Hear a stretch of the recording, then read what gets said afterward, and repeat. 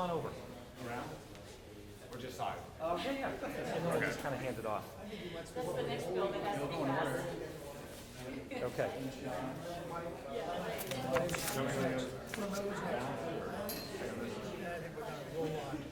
Yeah, then we can just kind of move to that side. Yeah.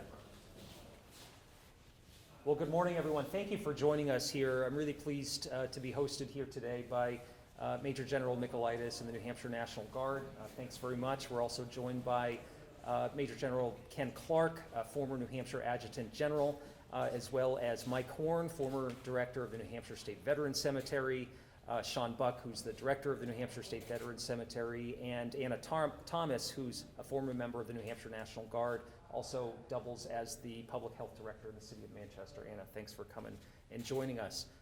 Look, we know how vital the work of the National Guard is to the safety and security of our state and of our nation, and we've all witnessed that firsthand over the last 2 years, how members of the National Guard and Reserve have been there for the people of New Hampshire to ensure that we weathered this pandemic, while at the same time aiding in our national defense.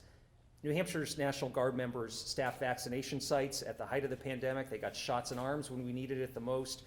In fact, it was a member of the National Guard that gave me my shot just up the road at Southern New Hampshire University. And after our unemployment rate spiked to 17.2% in April of 2020, we had Guard members who were answering the calls literally by manning the Department of Employment Security's call center lines, helping Granite Staters get connected to the resources that they need to stay afloat. They also helped distribute meals to Granite Staters and showed up in so many other ways to help our state get through this pandemic. I've seen a number of Guard members at hospitals across our state throughout this winter as the Omicron and Delta variants spiked. And so while members of our National Guard deployed here at home, they were also deployed around the world, and they are an important piece of our total force. Guard and Reserve members have gone above and beyond to serve their communities, and it's unimaginable that even though they swore the same oath as their active duty counterparts, many are currently denied the honor of being laid to rest next to their brothers and sisters in arms in state veterans cemeteries. The government funding legislation that was passed and signed into law just last month included my legislation on burial equity. The new law allows state veteran cemeteries to honor the service of our members of the Guard and Reserve when it comes to their final resting place. Until now, our veteran cemeteries like New Hampshire's up in Boscawen were only allowed to inter Guard and Reservists called to active duty. Cemeteries would have lost federal funding through the Department of Veterans Affairs if they changed this policy on their own, and I'm really pleased that the new law will prevent that from happening. We couldn't have gotten to this point without a tremendous education process across the nation. It was really led by folks here in New Hampshire, both our state veteran cemetery leaders as well as leaders in the New Hampshire National Guard, and I want to commend them for their efforts in helping educate my colleagues so that we could get this across the finish line in Washington and secure a really common sense bipartisan law change. I also want to thank Senator Shaheen for sponsoring this bill in the U.S. Senate, as well as Senator Hassan and Congresswoman Custer for being original co-sponsors of this effort. So I'm pleased that this legislation is now law. It will guarantee long overdue equity for our Guard members and reservists, and it's a change that is a long time coming. So I want to thank everyone for being here for this. I want to turn it over to Major General Michaelitis for some comments, then we'll hear from the other folks who are here today. Thanks very much for your leadership. Thanks again, sir. Appreciate it. First and foremost, I want to thank Congressman Pappas and the entire congressional delegation from New Hampshire. It was truly a bipartisan, bicameral support of this legislation, which just essentially fixes an omission of equal benefits for our reserve component soldiers and airmen. Any reserve component soldier or airman in the National Guard and Reserves was prevented or prohibited from being buried in the veteran cemetery. Over 50% of our force currently resides in the reserve component, specifically in the Army. When you look at the Army National Guard and the Army Reserves. So over 50% of our force, if their name was never called, they couldn't be buried in the veteran cemetery. This is a simple omission that corrects a benefit for those who have served our nation, who have sworn to defend the oath of the Constitution against all enemies, foreign and domestic. So we cannot help thank Congressman Pappas enough for everything he did to support this legislation, which provides our service members who served honorably a really good benefit. Thank you. Thank you. General Clark. Good morning. In 2007, a group of people from Easter Seals, New Hampshire, got together and formed something called Veterans Count. It was the opportunity to provide service to veterans when no one else would, and it was quite successful. But at that time, it was only being provided to people who had returned from deployment who had been activated. Well, what we found out was there were a whole lot of veterans out there who had served in prior years who were not getting recognized and came forward in support of them. In 2015, the contract to provide those services was denied the opportunity to bid for Easter Seals, but we found that we were so busy supporting veterans of all services that we said we've got to continue this. What is the definition of a veteran? I would like to tell you that there are more than you could possibly imagine.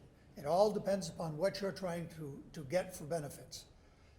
Here in New Hampshire, we've adopted the right answer, and that is if you have raised your right hand, sworn an oath of service, and served your commitment, then you ought to be treated like a veteran. And up until now, that was not the case relative to burial equity. When I was the Adjutant General, Mike Horn was the director of the cemetery, and he would come to me and he would talk to me about letters from people with their military record wanting to be buried in the state cemetery, and him having to deny them because they had never been called to active service. It bothered him, it bothered me. We figured it was time to work on this. It took a long time, but we didn't give up. Quite frankly, this bill does not do what it should do, and that is change this policy for everyone in the country who is in this category. All it did was allow the state to make this distinction, but it's a whole lot better than nothing. And this is what we had to do in order to get this ball moving, and I'm very, very pleased that it has happened. It was great work, quite frankly, by the current cemetery director, Sean Buck and General Michaelides, who worked with the delegation and said, okay, it's time, we're going to get behind this. They found the crack. The team in Congress exploited it, and here we are today. I would like to say that the people who don't get enough credit sometime in this thing are the staffers who work for the four names that you just heard rattled off over here. It's them running around the halls of Congress finding other people to get behind these bills and explaining what's going on in order for them to get passed. So to all the staffers who have worked on this project, I say a sincere thank you. Sean. Good morning. My job's really simple when it comes down to this legislation, is to treat every veteran equal. If you raise your right hand and take an oath to serve our country, we want to honor you and honor your service, because in my mind, that's the heroic act, the volunteering to serve. So our job now is to take this federal legislation and implement it as quickly as possible in the state of New Hampshire. Put in the policies and the processes and get all the agreements that we need to, which I don't anticipate will take too much time, but I'm committed to working with all the folks in the state to get this done, because we want to honor our veterans equally, consistently, and fairly. So we anticipate this happening quickly, and we look forward to honoring all our veterans at the New Hampshire State Veterans Cemetery with a dignified final resting place for them and their families to honor them. Thanks. I'll turn it over to Mike Horn, who really did a lot of the heavy lifting. Thank you, Sean, and good morning. I'm filled with joy and gratitude to be here today. Why? Well, right after General Clark hired me back in October of 2008 to be the director of our New Hampshire State Veterans Cemetery, I discovered too many guardsmen and reservists of the 5 military branches of our nation were not eligible to be buried in our New Hampshire Veterans Cemetery, or to be buried in any of the other 154 national or 100+ state veterans cemeteries. It broke my heart, brought tears to my eyes when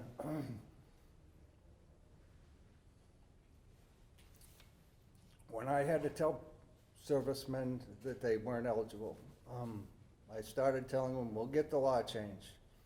Over 50 years ago in the hills of Norwich, up in Vermont at Norwich University, I took on the motto, I will try, and try I did. I want to publicly thank General Clark, General Riddell, General Michaelides, Sean Buck for their support and leadership to get it changed, especially General Clark, who kept pushing and asking, what's needed? How can I help you get the law changed? Thank you, Congressman Pappas, for you and your staff for listening, for putting on the hard work and getting the law changed. Now it's my pleasure to introduce Major Anna Thomas, the citizen soldier who served for 16 years, who is now eligible to be eventually interred at Bosquen. Thank you. So I'm gonna bring it home. Thank you, Congressman. It's nice to actually be in front of you, not talking about COVID for once. As our service members are facing this and not only serving their communities and serving their country, we're all realizing that the New Hampshire Veterans Cemetery is really hallowed ground. And I encourage all New Hampshire residents, if you've never been there, regardless if you have a loved one or not, please take time to visit. It's a place of memorial, a place of worship, a place of respect.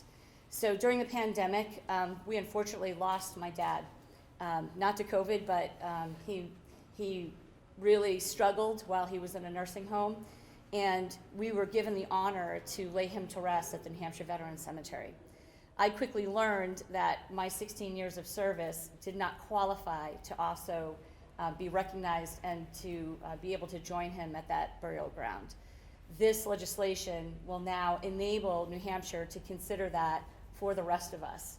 And I served with many people who meet the same criteria and yet weren't really considered for this particular honor. So I feel incredibly blessed and just deeply touched by the fact that we had such great leadership with Congressman Pappas and all of our New Hampshire delegation and our other military leaders who recognized this as well and saw this as important enough and valued enough that we'll see this through. So I thank you, I thank the congressman, and I know my dad will be proud. So thank you. Thanks, Anna. Thanks. And I think folks will take questions if anyone has any. So can you lay out, I guess, tomorrow, if Anna were to die, she wouldn't be buried there. What has to happen? What steps do you still have to take for this to be implemented in New Hampshire? And I don't think you Yeah, Thanks, Mark. so, yep, sure. So, thanks for the question. We have to update our policies and procedures for eligibility. So the National Cemetery Administration has policies in place. So we have to write those to reflect the new law for the state of New Hampshire. So there's a little bit of differences in the paperwork and things like that from the reserve components. We just have to implement all those things. The other important things that have to happen is this is operating, so this is now the law of the land, but they haven't put in the processes. So I cannot order, for example, headstones using the same process. So I'm gonna have to set that supply chain up myself. So we'll have to get with the company, order those, and then bill the state of New Hampshire as opposed to the Veterans Administration. So little things like that have to get put into place. And then we also have to work with the New Hampshire legislature to get this all codified, whether it be through rules or policies or law. I anticipate that happening relatively quickly because we have a lot of allies in the state legislature to help us with that. But we do have to do that work. We're starting to get a lot of calls already at the Veterans Cemetery about this legislation. Unfortunately, we have to tell them it's through the federal government. Now we've got to get it enacted at the state level, which we do. I'm dedicated to making sure New Hampshire is a state that other states can then emulate. Currently, one state buries members of the National Guard and reserves. They did it kind of through an older agreement. They were very supportive in getting this legislation passed. So I'm working with them to get ours so that we have similar rules and laws so that other states can then copy us. Because that's really how I look at it. I want to get New Hampshire out in front of this so that soon other states will be calling me and say, hey, how did you implement this policy and program so that we can do it in our state? Did that answer your question? So is this a law, or is the governor going to have to sign something, or is it just the regulatory process? Good question. Not 100% sure about that. I think we have to work through the state to figure that all out, because there will be cost to the state to implement this program. So as it stands right now, when a veteran is interred at the New Hampshire State Veterans Cemetery, the VA provides us a plot allowance. That won't be the case with these folks. So we're gonna have to figure that all out and how we're gonna pay for the headstones, pay for the shipping, all those other kinds of things. I don't think it's definitely not a deal breaker. It's definitely doable, but we have to set up the processes to do it and get this all running similarly, because we want it to be seamless. When, when somebody like Anna comes and applies, I want it to be seamless to them. They won't know any difference. And just so in case people are wondering, there's not gonna be a special section, there's not gonna be anything different. The burials will be equal, the same, headstones will look exactly the same. The honor, the dignity will be exactly the same. What if someone just wants to get buried there and, hey, I'll pay for it myself? Could they, skip all the rigmarole? No. I mean, no. No, you have to earn your way into New Hampshire State Veteran Cemetery, and what this legislation does is it acknowledges the folks that have earned their way in through the reserve component in the National Guard. They're heroes just the same, and it's really, the heroic act is volunteering. Whether you get called to active duty or activated, that's chance. That's really the luck of the draw. And so we don't think that that should be the determining factor of whether you get honored at a veteran cemetery. You were heroic, you volunteered, thanks for your service, that's what we're saying. And how long, just give us a ballpark, how long do you think this will take the maximum, the whole process? Good question. I don't want to put anything out there because this isn't my area of expertise. All I can tell you is that I'm going to work on it really hard, and I know that there's allies within the state that will help us work. General Michaelitis here, I'm sure, will help carry the water in whatever way is necessary. It's going to take weeks, maybe a few months, but I can't predict. I apologize for that. It was referenced that this wasn't everything that was wanted. Is there any planning for future legislation to get the other components that folks might want? You want to? Well, sure, and maybe General I do Clark wanna wants to comment address on that this. too. It Go right won't- ahead. It won't take me long. What he's gonna do, making New Hampshire the lead, I'm almost certain that in just a couple of years, the states will look at one another and say, how did this get so screwed up? This is what the federal government should have been doing all along, and there will be pressure in Congress to get everybody that's covered by this law under the regular VA law and stop this nonsense. It's time. Yep, and I think that's exactly right. This was an idea that many of my colleagues hadn't heard too much about, either from their state guards or their own state veteran cemeteries. And so it took a lot of education and convincing to get people to figure out a way to get to yes here and to just allow states this opportunity to, respect the service of our Guard members and reservists. But I think this does provide the opportunity to continue to have those conversations about what's next. And, I think when we're talking about grant money, I think it's totally appropriate that every veteran is treated the same and that the funding flows the same way. And so hopefully those conversations will continue about how we can support states that, are moving in the right direction. There are a number of other things that we have to do with respect to equity for members of our National Guard. And we're working on some of those in large part due to the leadership of General Michaelitis and others that have helped highlight those issues for us, whether it's health benefits, whether it's the issue of discharge paperwork. We want to make sure that the National Guard members who swear an oath to this country like everyone else are on the same footing as they move forward in their life as any other veteran. And that's a solemn commitment that I think we all make, and we've got some more work to do on a number of other issues there as well. So the hope is that this will become federalized and this law will become a template for other states or the entire federal government. That's the next step, and then we have a lot more work to do on equity for Guard members and reservists. Just to clarify, this includes national cemeteries too? No, it's only state cemeteries. Can guards and reservists be buried in national cemetery? Well, under certain circumstances, yes, but. If they're activated? Or if they serve 20 years and are eligible for retirement pay at age 60. That happened 30 years ago. That law got put into place. Where's the closest national cemetery? Born.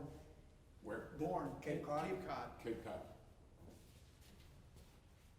What's the one state that allows it that you mentioned? North Dakota.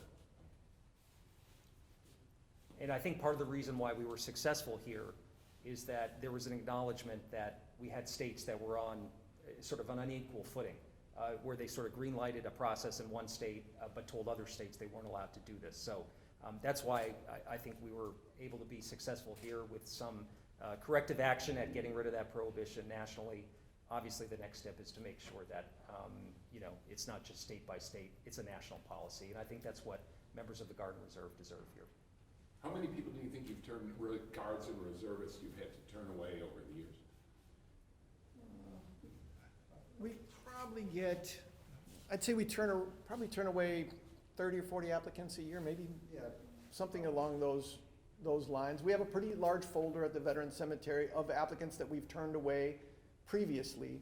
And we asked them, if this law changes and we're successful, would you like us to reach back out to you? And so we have that folder. So once we get all of this processes and procedures in place, we will start reaching out to them and restart their application process. It's hard for me to tell what the difference is gonna be, but I think that's a reasonable number. about right, No yeah. more than 50 a year, I would think, additional burials at the Veterans Cemetery. And that would include spouses and dependents who are now also eligible through this legislation. Just remember to multiply times 25, because this is 25th anniversary of the cemetery. Okay. So there will be a retro. Yes, Yeah. yes, for sure. So if somebody, for example, somebody's been cremated and maybe they've held on to their remains, waiting for this to change, I anticipate some of those coming to the Veterans Cemetery as soon as we enact this law and get all of our processes in place. Or people even disinterred. It happens all the time. Yeah, in fact, just this week, we have somebody was at the desk yesterday to disinter 2 different people, one from Pennsylvania, one from a civilian cemetery in New Hampshire, and they're gonna bring them to the State Veteran Cemetery. Not under this legislation, that's somebody that was eligible beforehand. We have a beautiful veteran cemetery. They came and visited the cemetery and said, we want our loved ones to rest here. And so they're paying to have them disinterred and reinterred at our veteran cemetery. So I anticipate that will happen. Once this legislation passes, I suspect we will get some reinterments in our veteran cemetery as well. So you don't need a New Hampshire connection, you don't have to be in the New Hampshire National or Air Guard. Well, not currently. So I think that's some of the rules that we're gonna have to figure out for this legislation. There is no state residency requirement for members of currently that are eligible. We have to decide whether we're gonna have a state residency requirement, because I do think with states having different rules and regulations, it's something we've gotta give some thought to as a state. And those are some of the policies, the rules, and things that we have to have discussions with the Congress, or the state legislature, to determine who we want to allow to be interred at our veteran cemetery. Just don't use the word domicile. Okay. All right. Well, thank And you an all. unrelated question, can I ask you an unrelated question? It's been about 11 days since you wrote a letter with your colleagues asking the Biden administration to allow transfer of MiG airplanes to the Ukrainians. Are you satisfied with the response or lack of response? Well, there have been several announcements since then about additional steps that the administration is taking, including providing surface-to-air missiles to the Ukrainian military.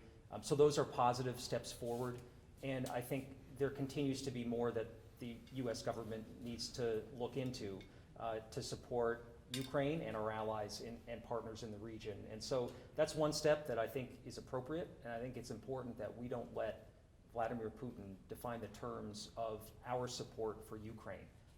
This is a humanitarian mission, it's a defensive mission. This is an important inflection point in this conflict right now, and I think it's abundantly clear to the world that this is about freedom and democracy versus authoritarianism and tyranny. And the United States needs to do all we can to make sure that Ukraine can defend itself and achieve peace and freedom and independence. So we continue to urge the administration to look into that step, but they've taken a number of other steps that I think are positive and will potentially prove pivotal here in the coming weeks. Thank you all. Thank you, folks. Yeah, we really appreciate it. Thank you, General. Thanks for having us here. Yeah. All done. Thank you. Keep at it. Yeah, I appreciate it. There's always that next step to Oh, take. there always Yeah. is. Sean, thanks very much. And let us know if you have any, feedback regarding.